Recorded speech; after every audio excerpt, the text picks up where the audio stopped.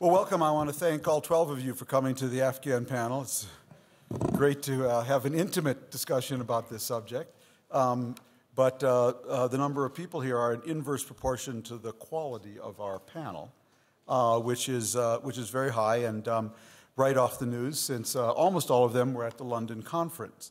And we're going to begin by getting a first-hand report from all of the ministers about what happened in London, why they believe it's given new momentum to the civilian and diplomatic efforts in Afghanistan to match the military ones.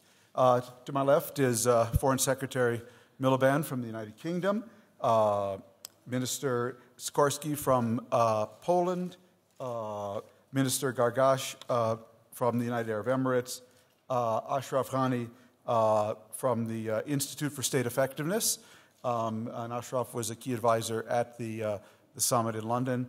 And lastly, subbing for some of his European colleagues, Foreign Minister of Sweden, Carl Bildt. So, David, I want to begin with you, if we could. Give us your sense of London and why you think it's going to give us new momentum going forward, and most importantly, what are you hoping for and expecting from our Afghan partners?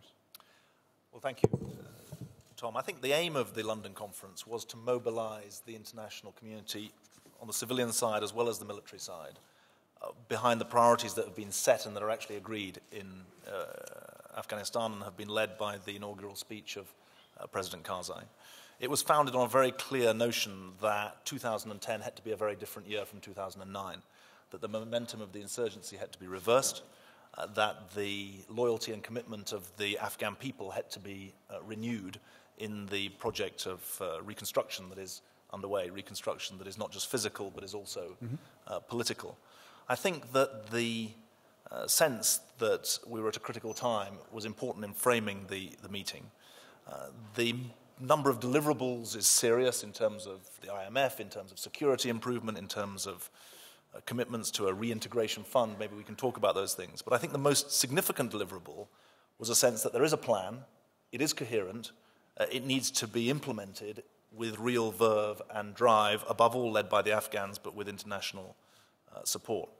I think that one important notion, probably the most important notion that came through, is that the military and civilian effect that is being put into practice by Afghans and by the international forces is in the service of a political settlement that is actually viable, a political settlement that brings all Afghans, bar those who are committed to global jihad, within the political system, or more accurately, the political systems, because although everyone wants to defend the sovereignty and integrity of the Afghan state, no one believes that it's a single polity. It's a country of 30 or 40,000 villages. It's a country of 34 provinces, each with their own political and security balance of power. So I think that that notion that the end game is a political settlement, an equilibrium, if you like, in which the different interests of Afghanistan's groups are represented, is absolutely integral to the military and civilian effect that is being planned. Did you hear something from President Karzai that you'd say, I never heard that before? That leaves me feeling a little bit different, a little bit better. Well, none of us had heard President Karzai before his inauguration speech say that he wanted to take on the culture of impunity that existed in respect of corruption and violence in Afghanistan. And he said it in his inauguration speech, and we all said, that's significant. He said it again yesterday. And I think that is important. Secondly, colleagues on the panel know the history, and so do you. I think that the commitment on the part of the Afghan government to work with its Pakistani neighbor is very, very significant, because the crisis that affects Afghanistan is in fact a crisis of South Asia more generally, with potential spillover effects into Central Asia. Now, turning words into deeds in respect of Afghan-Pakistan cooperation is as great a challenge as turning words into deeds when it comes to governance, corruption, etc. But I think that that is very significant indeed, and I think that there is a growing recognition that the whole of South and Central Asia is going to have to contribute to the stability of Afghanistan, or Afghanistan is going to export its instability to the rest of the region. Mr. Sikorski, why did you leave London wildly optimistic? Well, I wanted to congratulate Secretary Miliband on an extremely well-organized conference, and I think a conference that's a new departure. But I should declare an interest. It's not just that Poland has 2,000 troops and responsibility for security in the Ghazni province. I have personally been involved in Afghanistan since the 1980s. First, when it was occupied by the Soviets, I traveled there as a journalist. I met many of the key Afghan players, such as Dr. Abdullah, who's here with us at that time. I wish Afghanistan well, but we should also have a very clear sense of our interests in Afghanistan. Mm-hmm. And I believe those are, in fact, pretty limited. Negative, if you like. We want to deny the territory of Afghanistan to Al-Qaeda and the like. And the reason why I think the McChrystal strategy in dealing with this insurgency and the developmental and political track that we've given more prominence to in London is correct, is that the people of Afghanistan and the regional powers have an even bigger stake in Afghanistan than we do ourselves. And therefore, we should allow them to take on the job of helping Afghanistan more prominently in about 2 years' time. And hopefully that is helpful to the Afghan authorities in intensifying what they're doing over the next 2 years with the knowledge that we will not be there forever. You have 2,000 troops there, 2,000 Polish troops. And we'll increase that by 600 by April with 400 extra on standby. We will deploy those if there is need for the elections. How popular or unpopular does your troop presence and commitments in Afghanistan make your government? Military operations are never popular because they are risky and expensive. We have, I think, preserved good relationships with the regional authorities, with the Afghan people, so our losses have not been high. So it's not a subject of great controversy in Poland. But you're right, it is a factor because I think 2 years is about the length of time during which we can maintain in our countries a political consensus and support for the mission. Before I go on to the foreign minister from the United Arab Emirates, David, I want to ask you, which way is the arrow pointing in terms of British public opinion on Afghanistan? Down. Down. I mean, there's no question about that. We have get a little closer to the mic. About 9,500 troops in Afghanistan, concentrated in the south of the country, and critically linked to although most of them are in Helmand province, linked to Kandahar, which has real significance for obvious reasons. And we've suffered a grievously bloody year last year. 250 British troops have lost their lives in Afghanistan, and the vast majority of those in the last 2 years. So there is a very great deal of concern in the UK about the losses that we are bearing, about the burden that is being borne by the UK, and about the game plan for the future. And I think that's the importance of the coalition effort, is that it's united around this comprehensible political settlement that is the purpose of our civilian and military engagement. And it's very important that we're able to explain to people both the reasons that we're there militarily, which are not actually the extreme poverty that exists, or reprehensible or difficult though that is. That justifies an aid program. It doesn't justify a military program. But the fact that Afghanistan is the incubator of choice for international terrorism is the reason for the military deployment. But it needs to be a counterinsurgency with effect, and I think that's absolutely critical to the confidence people have. So you feel you can hold public opinion together enough to be able to finish the job in the time frame you've set out? Well, I think it's our responsibility to do so, because if you're in government and you think your national security is at stake, but you think you can't make the decisions, then you're left in a very, very weakened position. And we've tried to be very honest with people that we can't promise them a timeline. What we know is that President Karzai has set a timeline, which is that the majority of the country should be, in security terms, governed by Afghan security leadership within 3 years, the whole of the country within 5 years. And people know that this is now a longer war than the Second World War. So time is pressing. Minister of State, Gargash. Well, I think London was a very important conference. I think there is a realization that 2010 is a very critical year for the effort, the stability and development effort in Afghanistan.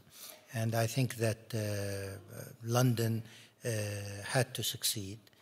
And I think all the early signals that it was a very good conference. From the UAE's perspective, we have been involved in Afghanistan for several years. And our involvement is important because it's an involvement of a Muslim country. Right. So in a way, I think our involvement is indicative that we're not really seeing a clash of civilization scenario here. That we are actually seeing an effort to get out of a chaotic situation of a nation state where that chaotic situation can be used by terrorists and to mobilize, etc. And for us... Is there any other Arab state that has troops in Afghanistan? Well, currently I think Jordan does, Jordan, and that's right, of Morocco course, does, I yeah. think.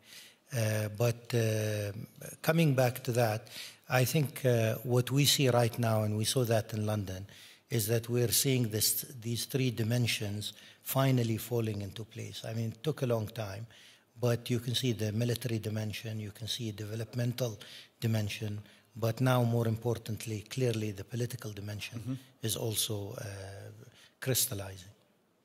Ashraf, you're our one Afghan representative here. Do you share this optimism?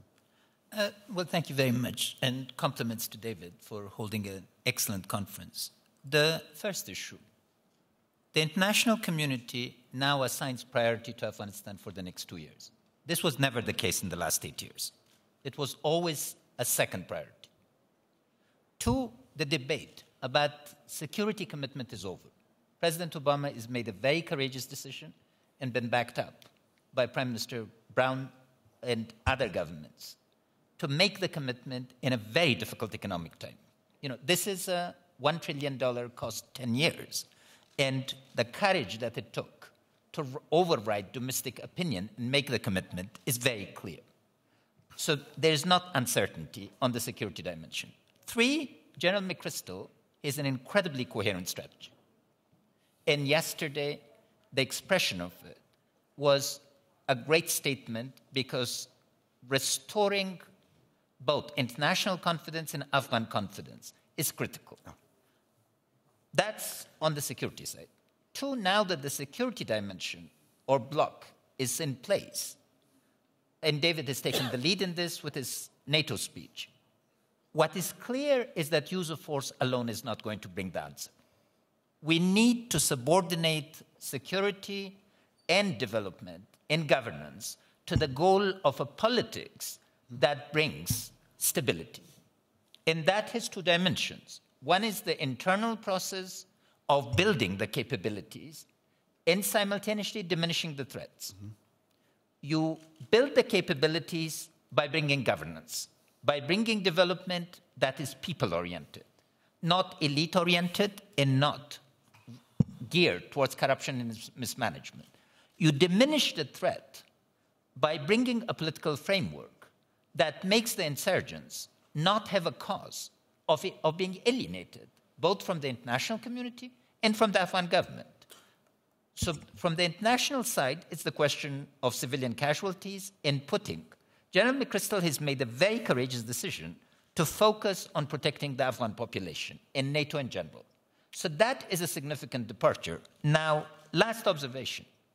The Afghan government knows that either it needs to act or it will lose. It will lose both the international support, but more significantly, the domestic support. So the fact that we are talking about a limited time of high commitment, this turns it into a strategy of high risk, high reward. The reward at the end of it potentially is a stable Afghanistan that is on the path. But the risks are quite considerable, and we need to make sure that we have risk management strategies in place in a type of new partnership that can get us there. Tell us, you referred to the insurgents in Afghanistan. Who are the insurgents? They range. First, it's the people who have been alienated by corruption, by mismanagement, by abuse. There are insurgencies. There is no single insurgency with a capital I, because this needs to be appreciated, that misgovernance has been a driver. Bad governance has been a driver of insurgency. Second, drugs are a driver of the insurgency. A very poorly conceived counter-narcotic strategy drove those who were interested in armed opposition and the drug dealers together. So this insurgency is one of the richest revenue bases that probably any insurgency in the world has possessed. My count is it between $800 million to $1 billion a year. And that's more than either matching or more than the revenue that the Afghan government realizes. Three, there's a problem of sanctuary. There are groups that are operating from the territory of Pakistan, and they've been seen as strategic assets by various groups. Your colleague, David Sanger's book Legacy, documents this in great detail, and we need to underline this. And fourth, it's Al-Qaeda. Because we need to understand that this is not a national insurgency context. It is a regional and global set of conflicts that are interwoven together. And we need to be able to dismantle this. Some component of this. There have been two organizations that have been learning. One has been NATO, and it has learned tremendously during the last 8 years. The type of approach that now is being proposed would have been inconceivable. In 2002, Dr. Abdullah and I both very strongly argued for a very different type of approach then, but Afghans don't get to be listened to on reading our country at times. Now, the military is on the same pages with us and understands the centrality of politics. But second, the insurgency has been learning, and they have become very efficient and very brutal. Okay. Minister Bildt. Yeah, I think we're basically in agreement up here on the panel on most things. Based to a large extent on the rather awful year of 2009 that we had, not only in terms of the violence and insurgency and the difficulties of dealing with that, but also the fact that finally I think it was understood that it's politics first when it comes to saving Afghanistan and stability in the area. That was brought home to those that hadn't understood it by the political crisis around the presidential election. And that was very dangerous. How can we be, how many years? 7 years into an international effort to deal with this insurgency. Yeah. And only in year 7 we figured out that politics has to come first. Well, you can judge the state of the world better than we can. But, I mean, look at the debates that were there in most of our countries. It was focused primarily on the military issues. Understandably so. We take decisions in our parliament to send troops, and they take losses, and we have all of the problems associated with that. And we see it more as a military thing of defeating an insurgency. But I think it's now understood that you can't outgun them, you have to outgovern them and build stability from that basis. And that requires primarily actions by the Afghans themselves. And London was very good, no question about that. But delivery will have to be done in Afghanistan by the Afghans.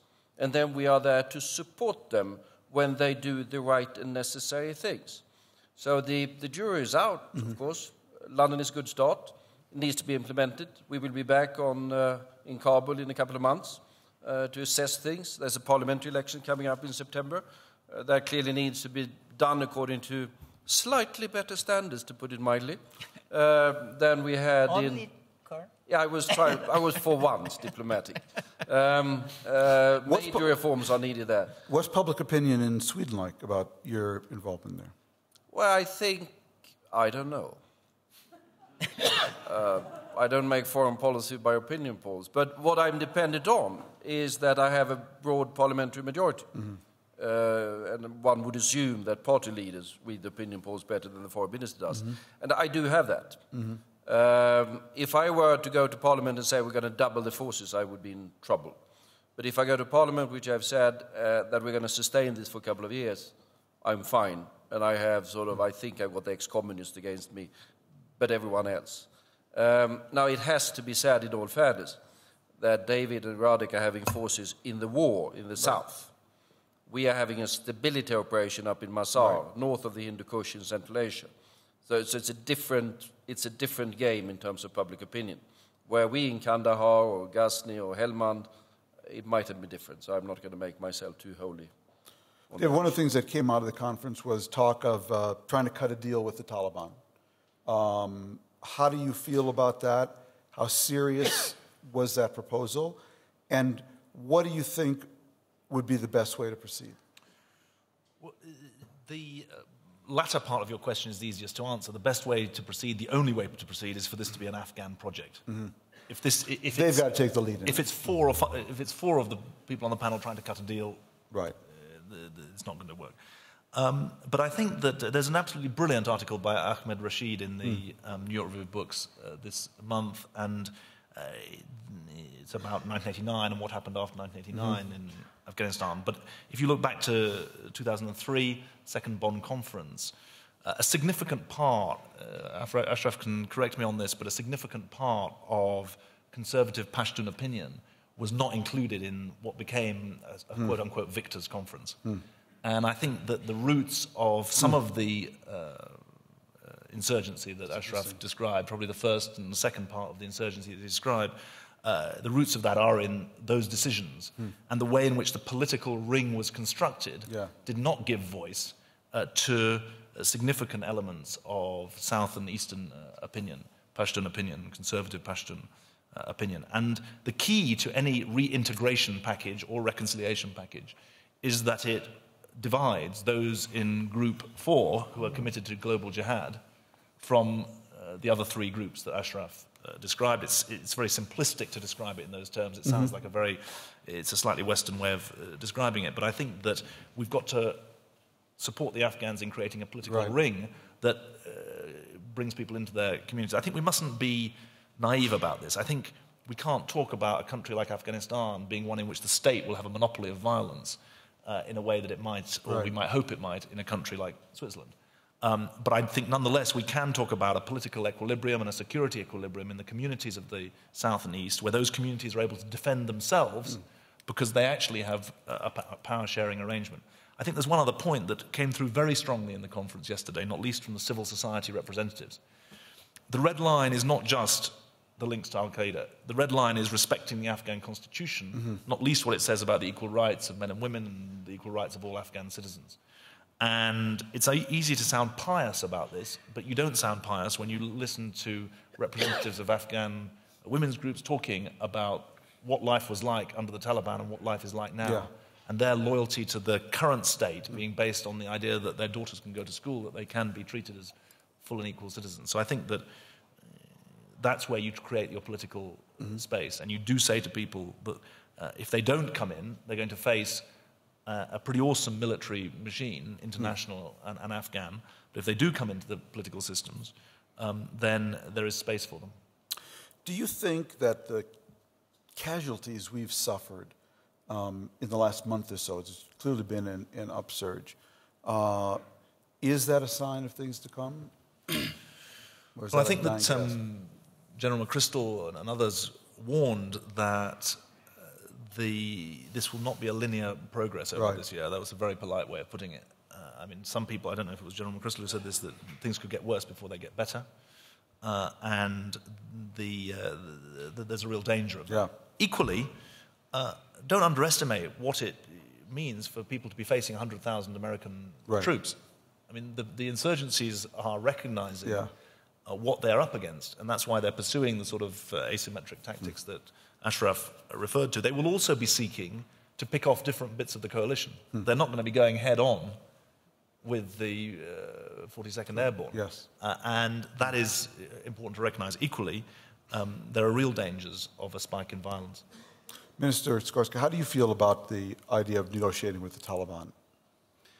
First of all, let me pick up the point on the casualties, because I really think we should keep them in a historical perspective. In the 1980s, when the Afghans were fighting the Soviet Union so courageously, they were taking casualties that were in a completely different order of magnitude. Soviets were. No, the Afghans were. Afghans lost over 1 million people in the decade of the 1980s, which means that they were losing about 100,000 people per annum. Last year, there were 2,500 civilian casualties, very bad by comparison with the previous year when it was about 800. But it still means that I suspect more people die in car accidents. Right. Of course, President Karzai is right that each civilian casualty caused by NATO is a terrible blow to his credibility and the entire project. But we should remember the historical figures. And I'll say something that David's innate modesty won't permit him to say, which is that London was a particularly good place in which to talk about reconciliation, because it was the Labour government that has brought peace to Northern Ireland. And the way it was done was that you make a deal with people who wouldn't pass a security check here at Davos. The people that you wouldn't necessarily invite to dinner. I think if they had to go in and out of the security this many times, though, they'd probably surrender. I'm just about, but the point is just about there myself. It's worth taking a risk for the sake of peace, but the people who take the risk should be the people who have the biggest stake in the peace, and the knowledge, namely the Afghans themselves. Did you get a sense in talking about this in London, and I'd be interested in what others have said as well, that is the Taliban, Ashraf and I were talking about this earlier, they're looking at 100,000 American NATO troops facing that enemy. I know they brought down the Red Army and all, but are the Taliban, do you see any sign that it's saying, well, maybe, anybody got McChrystal's phone number? Any sign that the Taliban, recognizes this iron fist that's coming their way, and maybe they would be a little more inclined to negotiate? Or is this kind of an idea coming from our end? Wouldn't it be nice if we could spare ourselves more conflict and have a negotiated settlement? Where is this coming from? That's what I'm trying to get a sense of. Minister. I think it's actually both ways. Uh-huh. It's both ways. I think it's very interesting when you mentioned that it's taken us 7 years to arrive at this point. And I think, yes, it's taken that long. And it's taken that long because I think for several reasons. One of the reasons is it takes you a while to understand the limits of what force can do. Mm-hmm. Sometimes, I think that the same thing we saw in Iraq. We saw the same situation in Iraq where we thought force can actually conclude. Mm-hmm. And we find out that force can't conclude. And I think many of the lessons that we see in regional conflicts today teach us something about the next regional conflict. I think the whole debate today that we see about Yemen, although I'm coming out of the subject, definitely we're learning from what's happening in Afghanistan. And we're saying, let's try and move in faster than have a critical situation a bit later. So I think this works both ways. Mm-hmm. I think that from the coalition, the Afghan government, there is a realization that these building blocks were not in place day one. There was a big debate about military vis-a-vis development. Now we see political coming in that debate. But on the other hand, I don't know any of the Taliban, so I can't speak on their behalf. But I think, on the other hand, I'm sure that, as was described, there are insurgencies. Some of the insurgencies have nothing to do with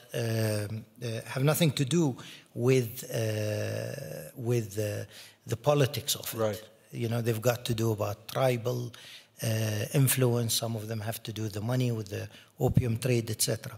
Interestingly, for example, I always remember a phrase by the late Najibullah, who was the last communist ruler of Afghanistan, and he was surrounded in Kabul.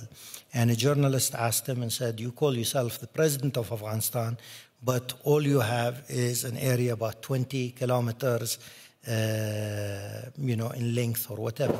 And he said, "But that's not all I have. That's been the history of the country. That's been the history of the country." So I would come and say that I think this kind of re-examination, I'm sure, is taking place also there.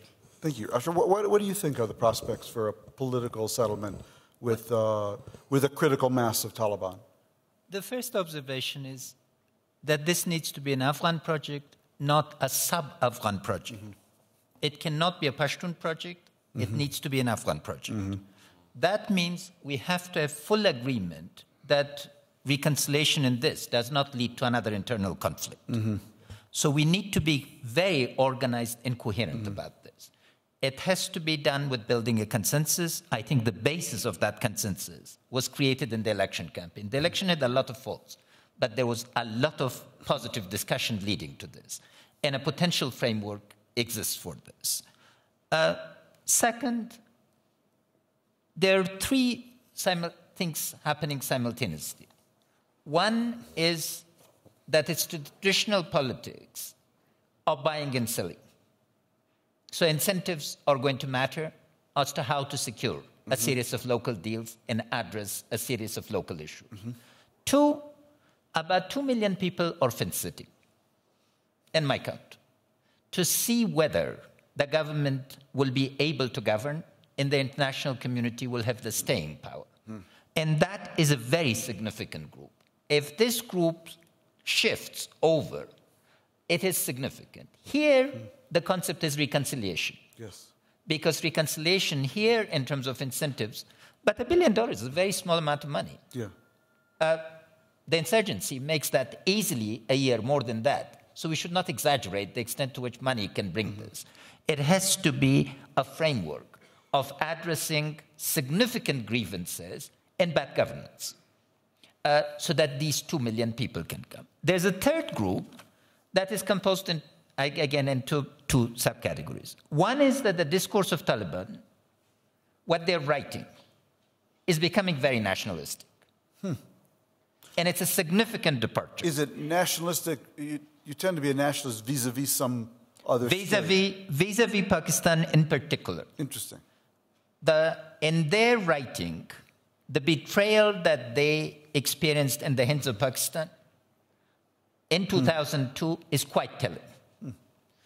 Particularly the memoirs of the former ambassador to Pakistan that have now been translated into English. He was taken to Guantanamo and has written something quite revealing. And also the discourse is shifting to developmental issues. Why? So good governance, development, etc., the uneven nature of it. But simultaneously, there's another component that is based very strongly on rejection. Rejection of the Afghan constitution, rejection of international partnership, etc. And my reading is that the insurgency, this last component, is deliberately kept divided. So we are experiencing something that was done with the Mujahideen in the 1980s, right, where 7 different organizations enabled for levers to be pulled. So these issues need to be dealt with. Overall, we need to understand the difference between peace and reconciliation. Reconciliation is about bringing people in your terms. Peace is about negotiating a political deal. I've reviewed every peace agreement that was concluded from 1990 to 2004 globally. And there's not a single one of them that did not involve some fundamental concessions on both sides. What the nature of those concessions are going to be, Afghan society on the one side, the international partners on the others need to decide what is the price of peace and what is the advantage of peace. One of the things I've never quite understood is you read that we're training the Afghan military. And if there's one group of people I would think who don't need training in how to shoot, I mean, they've already defeated one superpower, were Afghan fighters. Who's training the Taliban? They seem to be doing quite well without any training. And so I've never really understood, is it really about the way or is it about the will? That's what I'm kind of missing. Because in Iraq, the awakening actually began before the surge. And the surge, fortunately and effectively, coincided with it. But it began with Iraqis. And therefore, the true liberation of Iraq was not when we came, but really both the Shia and the Sunni surge. Is there, what I'm looking for in Afghanistan, is there any sign of that? I don't need your training. You know what I mean? We're going to do this ourselves. I think some contrast between Afghanistan and Iraq would be useful. Yeah. Afghanistan was a nation in search of a state. Yeah. You know, we've never had a separatist movement. The very fact that we destroyed Kabul was actually an indication of our nationalism, because we wanted to control the capital, to govern the country from it. Iraq was a country that was suffering from an unbelievable republic of fear. Right. And consequently, they wanted to run away. The international community did not understand this fundamental issue in Afghanistan. So they imported a lot of ideas and concepts from Iraq, did not understand the centrality of Afghan nationalism and how our sense of patriotism could be harnessed to create those. So this has been a flawed partnership until now. What we are seeing, and I'm extremely gratified to notice, is that the basis for a new partnership is being created, that where both sides are learning. We had to argue from just to give you one illustration. Yeah, please. The United States contribution to the Tokyo conference held in January of 2002 was listed in India. They wanted to do it on the cheap. We had to continuously argue, and again, Dr. Abdullah is here, he and I had the privilege of serving together, saying 10 million now in 2002, 2003 is going to be $1 billion in 6 years.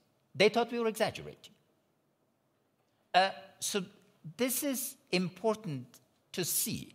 What Afghans have a consensus on, and this is not the international side, we dislike corruption. We dislike bad governance. We dislike a mafia that has emerged. So a war economy that was created by years of conflict actually has been consolidated through a drug economy and other dark forces of globalization. We need, I think, to come to what I've coined counterinsurgency economics on a plane with counterinsurgency security, and a counterinsurgency politics that marshals imagination to the same extent. So what do we have in Afghanistan that is fundamental for success? The will of the Afghan people. The Afghan people are committed to this partnership. Look at any poll. The last poll has been done very credibly by IRI, the International Republican Institute. And the majority of the Afghans have shifted to welcome ISAF. So this is not Iraq, where the population saw it as an invasion. Because if I could bring one point with the contrast with the Soviets. When we suffered the casualties from the Soviets, that was a national liberation for us. We were willing to suffer any casualties. We don't expect to be killed in the hands of our partners. Right. This is the fundamental difference. So the moral criteria of judgment is really very different. Because the ordinary Afghans in 2002, all of them said, and I sat in hundreds of delegations, you know what they wanted? They wanted international deployment of troops in every corner of the country. But then the international conditions were not ready. Because of it, they were saying, this is not the Soviet invasion. And if we categorize ISAF intervention in Afghanistan in terms of an invasion, I think we will be losing the moral battle. The moral battle is that this is authorized by UN Security Council, that it is not an American war, that it's a global coalition of the willing. And in those terms, then getting out of the business of detention is extremely important for us. the first aspect of sovereignty that in Afghanistan needs to be created, must be created, is judicial sovereignty, where Afghans cannot be arrested without due process, and where rule of law it gets to be created as an instrument. So when people are arrested, tried, and even executed, it is based on a series of laws that they understand. Very good point. Minister Bill, let me ask you this. I was watching the London conference. I was actually watching Prime Minister Brown meeting with President Karzai. And President Karzai was speaking about how he was totally committed to fighting corruption. I wouldn't say this, but some might say that he was actually the linchpin of the corruption for Lowe these many years. Why should we believe he's suddenly a new man, that the Godfather has gone straight? Well, there was an election campaign last year. And I think that election campaign, as said, it had a number of negative sides, but it had quite a number of positive sides in the sense that it was a truly countrywide debate about different issues. And my reading of it also that it highlighted to those politicians of Afghanistan that were not sufficiently aware of it, that corruption and abuse of power is something that the people resent. So if you're interested in getting a new mandate further down the road, apart from the demands of the international community, this is an issue that has to be dealt with the one way or the other. Then one should not underestimate the difficulties here. I mean, Afghanistan is a very poor country, 30 years of war, all of that, and they have captured 93% of the world market in opium, with all of the money associated with that. So there are enormous amounts of money floating around in Afghanistan to the benefit, yes, certainly of the Taliban, certainly of different criminal groups, certainly of corrupt individuals. I mean, if you go around parts of Kabul and look at the buildings going on, I mean, these houses they are building are tremendous. Is that coming from growing tomatoes? Somewhat unlikely. So we need to assist in the anti-corruption strategy that we talked about.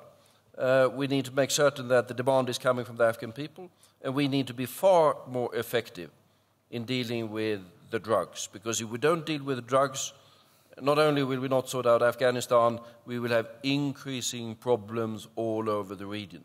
I mean, here's one figure which I think is rather striking.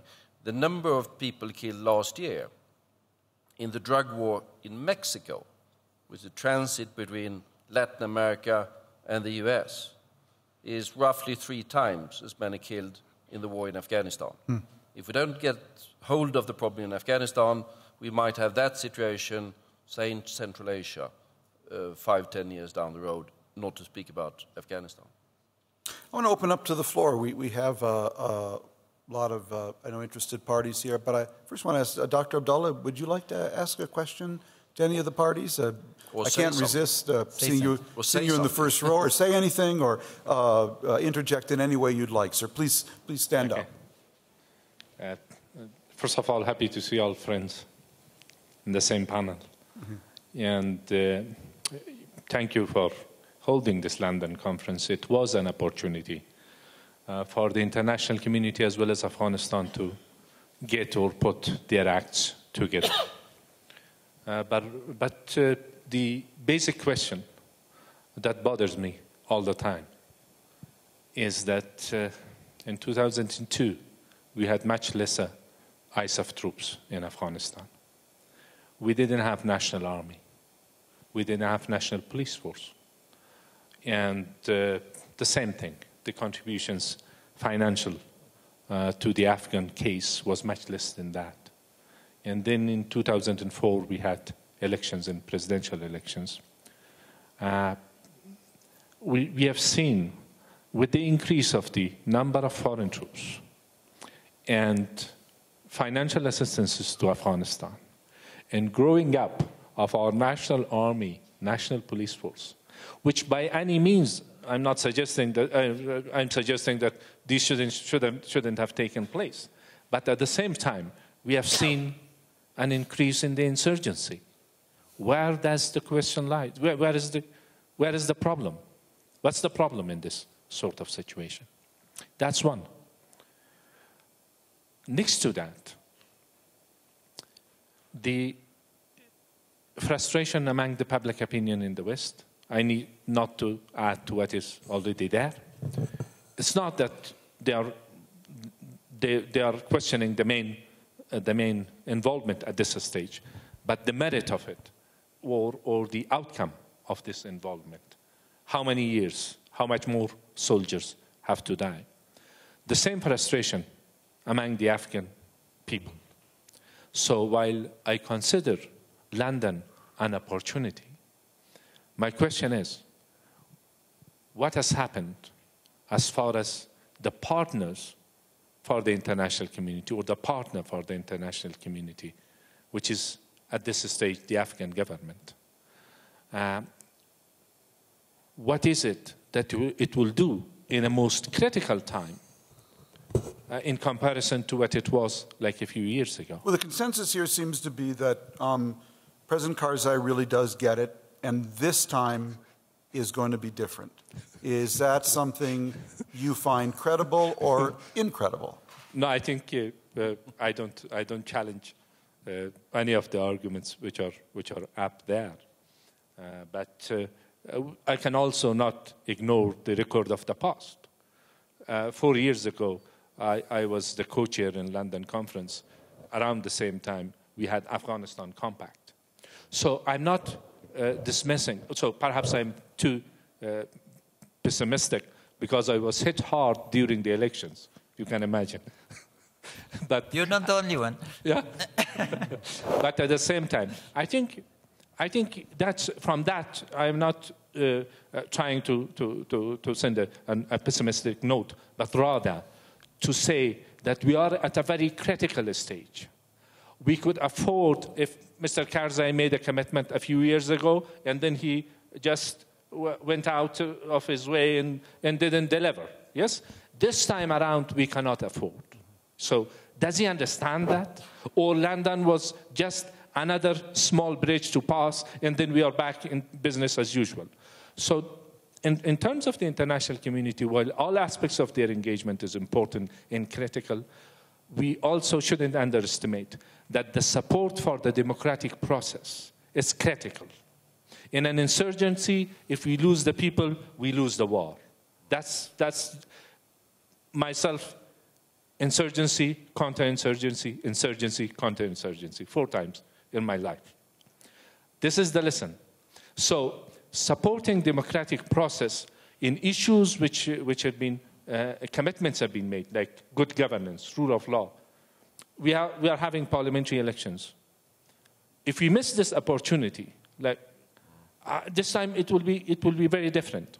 So while there are these commitments, it's important that it's implemented, and the views of the people of Afghanistan is taken into account. Okay? Thank you very much. David, Can I just follow up before there's more questions? Because I think Dr. Abdullah's contribution is very important. Afghanistan has a presidential system. We've described a country of great complexity and of many different clans, tribes, ethnicities, and of great decentralization. And if all roads and all decisions lead to the presidential palace, there's a mismatch. There's a mismatch between the idea of unitary and singular power and the reality of the country. And it seems to me that the political settlement that we've talked about isn't just about whether or not more people come into the political system. It's about the cabinet and how they function. And some of the most significant contributions yesterday were from cabinet ministers, some of whom would hold their own in any of the countries that we operate in. Secondly, it's about the political system, including Dr. Abdullah as a representative of the opposition, because checks and balances need to exist not just between the international community and President Karzai, they need to exist within the Afghan polity. And thirdly, there is the question of provincial and district governorship. Now, we have together bequeathed the system to the Afghans where every provincial governorship depends on presidential appointment. We have created in a highly decentralized society a highly centralized and top-down system. And it is that that is one of the frictions in the system. But I think for it to work, the role of a number of players, including those in the government, but not confined to those in the government, is absolutely essential. Yeah, may I just make one observation? The challenge in Afghanistan is to move away from a search from a charismatic style of leadership. Mm-hmm. We've always looked in the West to the wrong model. You know, it's the prophet and the military leader. Mm. The challenge is to how to have a roadmap where average individuals can lead to create systems. So the shift now has to come from focusing on individuals to building a system. Because unless a system is built, you're not going to have sustainability. And building the system is going to require internal Afghan consensus from all sides. And I think in that regard, London should be seen as the platform for an intense Afghan discussion leading to Kabul. Because in Kabul, if we want this to be different than the past, then by Kabul conference, the Afghan government has to explain not why things should be done or why things are priority, but how you're going to get traction, how you're going to move specific levers of governance. Governance is an abstract word until it becomes concrete in terms of saying you're governing the police, you're governing the judiciary, you're governing the economy. So we need to get granular, get specific, and then I think we can get traction. Thank you. Minister Sikorsky. As regards moving from one system of governance to another, I think in Central Europe we have some useful experiences, because 20 years ago we were governed by a one-party state that was in charge not just of the politics but also of the economy. And so when that system collapsed, there were barriers of mistrust, there were cleavages, there was no party system, and we needed to construct all that afresh. And I feel that by now we have succeeded, and it's working well. And of course, we don't have the ethnic component, but some of the electoral laws, some of the party financing laws, some of the way, for example, that we have governors who are appointed by the central government, but they only have very limited powers, and the people who actually disburse significant resources are elected democratically in the regions. And what I did in London was I offered that in addition to the training that we've given over the last couple of years to Afghan officials, we would be delighted to welcome Afghans from all parts of the political spectrum to take a look at the post-communist experience. Afghanistan is also something of a post-communist country, let's remember. That's not the main problem. But transitions, managing a transition is a problem, and we are ready to help. That's a good point. Mr. Gargash. I agree with the comment that Dr. Abdullah amplified, that this time around it's a different situation, and that we're actually, although the strategy is gelling, but the window of opportunity also is certainly limited. And I think this calls for more monitoring of developments, and I think the international community does that. I mean, you really monitor that. I mean, the press monitors it, the governments monitor it, etc. There was a big debate, for example, on the cost of development and why development was really not having an impact on the ground. This was a big debate. But I think also at the same time, in Afghanistan, what we really are seeing is we're also seeing a political opposition other than the violent military opposition.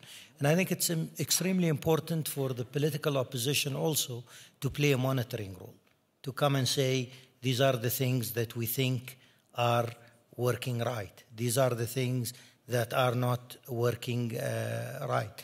And I think the onus here is really also on the political opposition in the coming period. We realize, of course, that there is a political rivalry, especially following the last election. but also we need to kind of separate that from our ability to achieve a common goal, which is basically a viable state, a state that works, a state that offers future to all of us. Please, down here. And would you identify yourself? My name is Ikram Sehgal. I'm from Pakistan. And just before the panel walked in, there were some slides being shown in which there were about 2 million refugees in Pakistan, about 100,000 in Iran, about 1.6 million in UN camps, not documenting the 1.5 million who are settled in Pakistani cities, including 500,000 in Karachi. Now, a lot of talk is talked about the situation in Afghanistan. People seem to have a general amnesia in Afghanistan about these 3 million Afghan refugees. 500,000 of them were born into these last 2 decades in Pakistan. And the fact that these refugee camps are the ones that supply the manpower for fighting the counterinsurgency inside Afghanistan. Now, as far as terrorism is concerned, the 2 areas in Pakistan, Swat and South Waziristan, which were acting within Pakistan, and that the Pakistan Army has dealt with, losing 10 times more people in actual combat in the last year than all the coalition Afghan forces put together. If you look at the terrorism slide, we lost more people due to terrorism in 2009 than anybody else. This question I want to ask for David Miliband. What is the world community doing for Pakistan, a country which has been destabilized because of the situation in Afghanistan? David, it's for you, David. I think it's really, I'm pleased to have the chance to address that. I think that the signature relationship of Pakistan to the international community is obviously that between Pakistan and the US.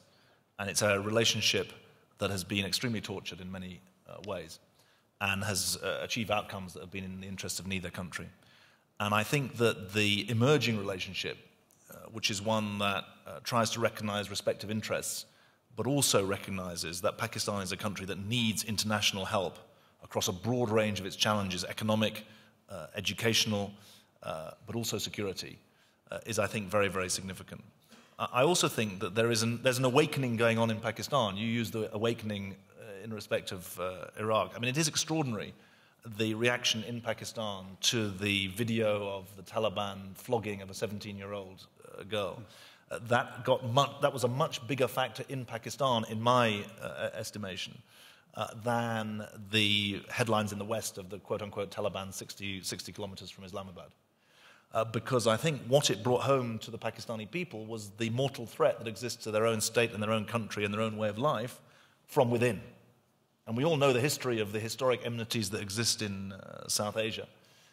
But I think that there is been a striking change. I've been to Pakistan 6 times in the last 2.5 years, 3 times in the last year. And from last January, when there was a conclave of civilian and military leaders, to last July on the SWAT campaign, to this year and the campaign in North Waziristan, there's a big change in the relationship between the Pakistani state and its people.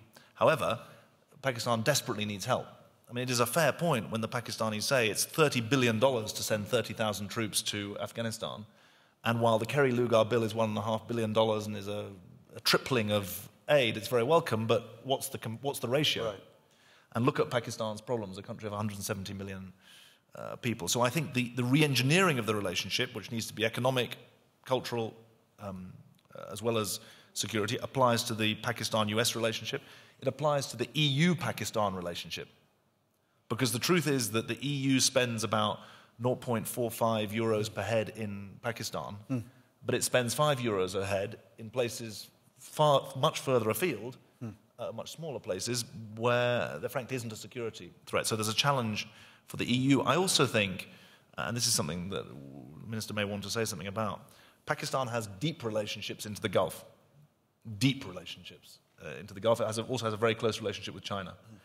And I think the world needs to turn its attention to the sort of comprehensive engagement that I think the Pakistani people and government want. And it's only that sort of relationship that can help Pakistan address what are really very, very daunting problems.